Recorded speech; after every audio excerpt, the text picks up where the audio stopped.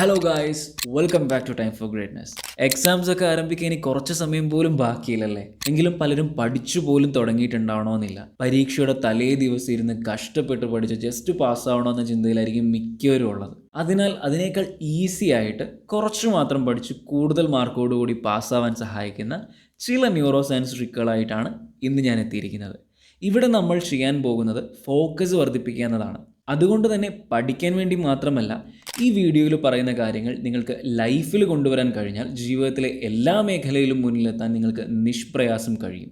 കാരണം ഒരു best ആയവനും waste ആയവനും തമ്മിലുള്ള പ്രധാന വ്യത്യാസം എന്താണെന്ന് അറിയോ? കപ്പാസിറ്റി ടു ഫോക്കസ് എന്നതാണ്. സോ അതുകൊണ്ട് തന്നെ ഫോക്കസ് വർദ്ധിപ്പിച്ച് പഠനത്തിൽ എങ്ങനെ മുന്നേറാമെന്ന് നമുക്ക് നോക്കാം. So let's begin. Step number 1, controlling your I movements. നിങ്ങൾക്കറിയാമോ, നിങ്ങൾ എന്തിനെക്കുറിച്ചാണോ ചിന്തിക്കാൻ പോകുന്നത് അതിനു മുന്നേ ആ കാര്യം നിങ്ങളുടെ കണ്ണുകൾ പ്രഡിക്റ്റ് ചെയ്തിട്ടുണ്ടാകും. അതായത് നിങ്ങളൊരു കാര്യത്തെക്കുറിച്ച് ചിന്തിക്കുന്നതിന് മുന്നേ തന്നെ കണ്ണുകൾ ആ ഡയറക്ഷനിലേക്ക് ചലിക്കുന്നു. അതിനുശേഷമായിരിക്കും നിങ്ങളുടെ തലച്ചോറ് പോലും അതിലേക്ക് ശ്രദ്ധിക്കുക. മറ്റൊരു തരത്തിൽ പറഞ്ഞാൽ, നമ്മുടെ കണ്ണുകൾ ചലിച്ച ശേഷം മാത്രമാണ് എന്തിനെങ്കിലും കുറിച്ച് ബോധപൂർവ്വം നമ്മൾ ചിന്തിച്ചു തുടങ്ങുന്നത് തന്നെ. അതുകൊണ്ട് തന്നെ ഈ ഒരു പ്രോസസ്സ് റിവേഴ്സ് എഞ്ചിനീയറിംഗ് ചെയ്യുകയും എപ്പോൾ എവിടേക്കാണ് നമ്മുടെ കണ്ണുകൾ ചലിക്കേണ്ടതെന്ന് കൺട്രോൾ ചെയ്യുകയാണെങ്കിൽ നമ്മുടെ കോൺസെൻട്രേഷൻ ലെവൽ വർദ്ധിപ്പിക്കാൻ കഴിയും. ഇതൊരു തരം മെഡിറ്റേഷൻ കൂടിയാണ്. എവിടെയെങ്കിലും ഇരുന്നൊരു പോയിന്റിലേക്ക് തന്നെ ഒരുപാട് സമയം കണ്ണുകൾ മറ്റിടങ്ങളിലേക്ക് ചലിക്കാതെ നോക്കാൻ കഴിഞ്ഞാൽ നിങ്ങളുടെ ഫോക്കസിൻ്റെ അളവിൽ വലിയൊരു വ്യത്യാസം തന്നെ കാണാൻ കഴിയും. ഒരു വസ്തു മുന്നിൽ വെച്ചുകൊണ്ട് അതിനെ നിങ്ങൾക്ക് ഫോക്കസ് ചെയ്യാം. ഒരു മെഴുകുതിരിയോ ഒരു ഗ്ലോയിങ് ആർട്ടോ അതുമല്ലെങ്കിൽ പൂർണ്ണ ചന്ദ്രനെയോ കണ്ണെടുക്കാതെ നോക്കി നിൽക്കാം. അങ്ങനെ നിങ്ങൾക്ക് നിങ്ങളുടെ ഫോക്കസ് വർദ്ധിപ്പിക്കാൻ സാധിക്കും. Step number 2 is to warm up. Warm up എന്ന് പറയുമ്പോൾ നമുക്ക് ആദ്യം ഓർമ്മ വരുന്നത് ജിമ്മാണ്.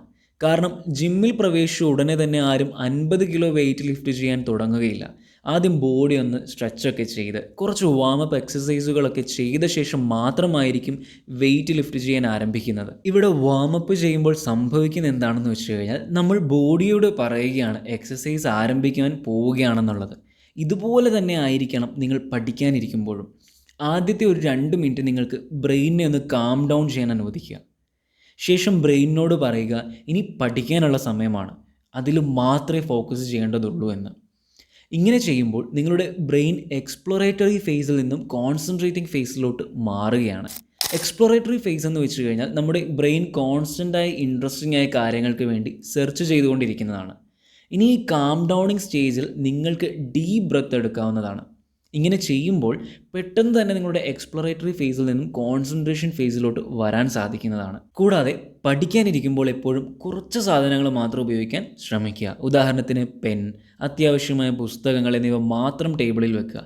ഇത് നിങ്ങളുടെ ഫോക്കസ് അനാവശ്യ കാര്യങ്ങളിലേക്ക് പോകുന്നതിൽ നിന്ന് തടയുന്നുണ്ടാകും. Trick number 3, escalating slowly. നേരത്തെ പറഞ്ഞ പോലെ ഒരിക്കൽ കൂടി നമുക്ക് ജിമ്മിലെ ഉദാഹരണം എടുക്കാം. ആരും തന്നെ ജിമ്മിൽ വന്ന ആദ്യ ദിവസം ഒരിക്കലും ഏറ്റവും വലിയ വെയിറ്റ് എടുത്തുകൊണ്ട് ആരംഭിക്കില്ല. അവർ പതിയെ ആദ്യം 20 കിലോ, പിന്നെ 30 കിലോ, പിന്നെ 50 കിലോ എന്ന രീതിയിലായിരിക്കും വെയിറ്റ് ലിഫ്റ്റ് ചെയ്യുക. ഇതുപോലെ തന്നെയാണ് കോൺസെൻട്രേഷൻ്റെ കാര്യത്തിലും. ഒരിക്കലും നിങ്ങൾക്ക് ആദ്യം തന്നെ ഒരുപാട് സമയം കോൺസെൻട്രേറ്റ് ചെയ്തിരിക്കാൻ കഴിയില്ല.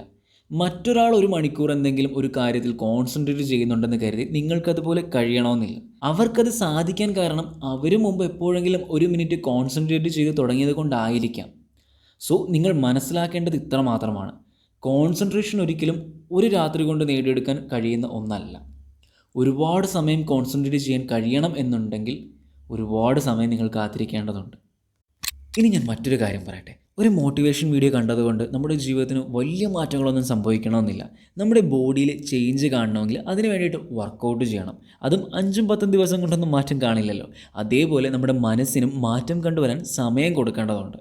അതിനുവേണ്ട പ്രോപ്പർ വർക്കൗട്ട് ചെയ്യേണ്ടതുണ്ട്. എന്നാൽ മാത്രമേ നമ്മുടെ ജീവിതത്തിൽ വളരെ വലിയൊരു ട്രാൻസ്ഫോർമേഷൻ ഉണ്ടാവുകയുള്ളൂ. അതിനായി 100 ദിവസം നിങ്ങളുടെ കൂടെ നിന്ന് അതിനൂതനമായ വിദ്യകളിലൂടെയും പരിശീലനങ്ങളിലൂടെയും നിങ്ങളിൽ ലൈഫ് മാസ്റ്ററി ബിൽഡ് ചെയ്തെടുക്കുന്ന കേരളത്തിലെ നമ്പർ 1 പ്ലാറ്റ്ഫോമാണ് ഫാസ്റ്റ് റീബൂട്ട്. തികച്ചും ആദ്യത്തെ കൺസൾട്ടേഷൻ ഫ്രീ ആണ്. കൂടുതൽ അറിയുന്നതിന് താഴെയുള്ള ഡിസ്ക്രിപ്ഷൻ ഞാൻ ലിങ്ക് കൊടുത്തിട്ടുണ്ട്. ഇനി നമുക്ക് അടുത്ത പോയിന്റിലോട്ട് കടക്കാം. Point number 4, attention is like A tidal wave. Attention എന്ന് പറയുന്നത് തിരമാലകൾ പോലെയാണ്, എപ്പോഴും ഉയർന്നും താഴ്ന്നു കൊണ്ടിരിക്കും. നമുക്ക് അറ്റൻഷൻ കൂടുതലായി ലഭിക്കുന്നത് ബ്രെയിനിലുള്ളൊരു കെമിക്കലായ നോറഡ്രിനാലിൻ റിലീസ് ചെയ്യുമ്പോഴാണ്. ബ്രെയിനി നോറഡ്രിനാലിൻ റിലീസ് ചെയ്യുന്നത് ഒരു പൾസറ്റൈൽ വേയിലൂടെയാണ്. പൾസിറ്റീവ് വേ എന്ന് പറഞ്ഞാൽ കൂടിയും കുറഞ്ഞു.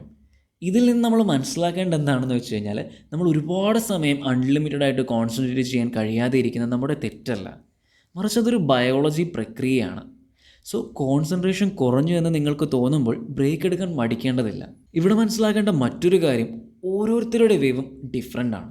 ഒരാളുടെ വേവ്സ് 5 മിനിറ്റ് ഇടവിട്ടാണെങ്കിൽ മറ്റൊരാളുടെ 50 മിനിറ്റ് ഇടവിട്ടായിരിക്കാം. അതായത് 10 മിനിറ്റ് നന്നായി കോൺസെൻട്രേറ്റ് ചെയ്യാൻ കഴിഞ്ഞാൽ പിന്നെ കുറച്ച് കഴിഞ്ഞായിരിക്കും വീണ്ടും 10 മിനിറ്റ് കോൺസെൻട്രേറ്റ് ചെയ്യാൻ കഴിയുന്നത്. അതുകൊണ്ട് തന്നെ നിങ്ങളുടെ വേവ്സ് എത്ര സമയം കഴിയുമ്പോഴാണെന്നും അതേപോലെ എപ്പോഴൊക്കെയാണ് റെസ്റ്റ് എടുക്കേണ്ടതെന്നും അറിഞ്ഞിരിക്കേണ്ടത് അനിവാര്യമാണ്. ഈ 4 ന്യൂറോ സയൻസ് ട്രിക്കുകൾക്ക് ശേഷം ഇനി പറഞ്ഞു തരാൻ പോകുന്നത് നിങ്ങളുടെ റീഡിംഗ് സ്പീഡ് ഇരട്ടിയാക്കാൻ സഹായിക്കുന്ന ഒരു ട്രിക്കാണ്, സ്പ്രീഡർ മെത്തേഡ്. ഈ മെത്തേഡിൽ നമ്മൾ ചെയ്യാൻ പോകുന്നത് നിങ്ങളുടെ ഉള്ളിലെ ഇൻറ്റേർണൽ മോണോലോഗ് അവസാനിപ്പിക്കുക എന്നതാണ്. ഇൻറ്റേർണൽ മോണോലോഗ് എന്ന് വെച്ചാൽ നമ്മൾ ഒരു കാര്യം വായിക്കുമ്പോൾ നമ്മുടെ ബ്രെയിനിൽ വരുന്ന ശബ്ദങ്ങളാണ്. ഇങ്ങനെ നമ്മുടെ ബ്രെയിനിൽ വരുന്ന ശബ്ദങ്ങൾ നമ്മുടെ റീഡിംഗ് സ്പീഡ് കുറയ്ക്കുകയും ഓരോരോ വാക്കുകൾ മാത്രമായിട്ട് വായിക്കാൻ നമ്മളെ ലിമിറ്റ് ചെയ്യുകയും ചെയ്യുന്നു. ഇത് അവസാനിപ്പിക്കാനായിട്ട് നമ്മളെ ഹെൽപ്പ് ചെയ്യുന്ന ഒരു വെബ്സൈറ്റാണ് സ്പ്രീഡർ. ഈ വെബ്സൈറ്റ് ഉപയോഗിച്ച് സ്ക്രീനിൽ വേഗത്തിൽ മിന്നി പറയുന്ന വാക്കുകൾ പെട്ടെന്ന് നോക്കി മനസ്സിലാക്കുമ്പോൾ നമ്മുടെ ഇൻറ്റേർണൽ മോണോലോഗ് ഡിക്രീസ് ആകുന്നു. അതുവഴി നമുക്ക് നമ്മുടെ റീഡിംഗ് സ്പീഡും കൂട്ടാൻ സാധിക്കും. നിങ്ങൾ മസ്റ്റായിട്ടോ ഒന്ന് ട്രൈ ചെയ്ത് നോക്കുക. പിന്നെ ഇതേപോലെ നിങ്ങളുടെ ലൈഫിൽ ഇംപ്ലിമെൻറ്റ് ചെയ്തിട്ട് സക്സസ് ആയിട്ടുള്ള ഫോക്കസ് ടിപ്സ് കമൻറ്റ് ചെയ്യുക. ഈ വീഡിയോ ഇഷ്ടമായിട്ടുണ്ടെങ്കിൽ ലൈക്ക് ചെയ്യുക. പിന്നെ നിങ്ങളുടെ ബെസ്റ്റ് ഫ്രണ്ട്സിന് ഈ വീഡിയോ ഷെയർ ചെയ്യുക. അപ്പോൾ അടുത്ത വീഡിയോയിൽ കാണുമ്പോഴേക്കും